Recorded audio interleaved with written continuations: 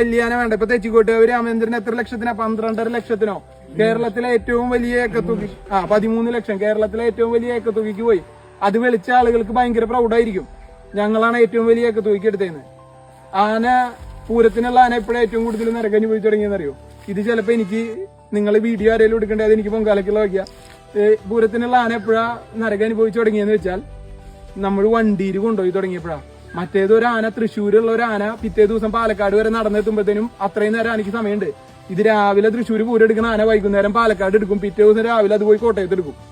നിൽക്കാൻ നേരം ഇല്ലാണ്ട് അത് കിടന്ന് ഓടിക്കൊണ്ടിരിക്കുക ഒരു പൂര സീസണിൽ.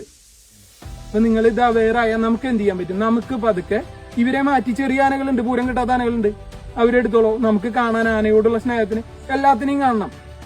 എല്ലാം ടൈംഡ് ആയിട്ട് നമ്മൾ കാണണം. കാരണം നമ്മൾ ഇതിനെക്കുറിച്ച് എന്തെങ്കിലും നമുക്കൊരു ഇൻട്രസ്റ്റ് ഉണ്ടെങ്കിൽ ഇതിനെ പ്രൊട്ടക്ട് ചെയ്യുള്ളൂ. അല്ലാതെ ഇവരൊക്കെ പിന്നെ കുറെ ഇത് വിശ്വാസവും ആചാരവും ഒക്കെ റിലേറ്റഡ് ആണ്.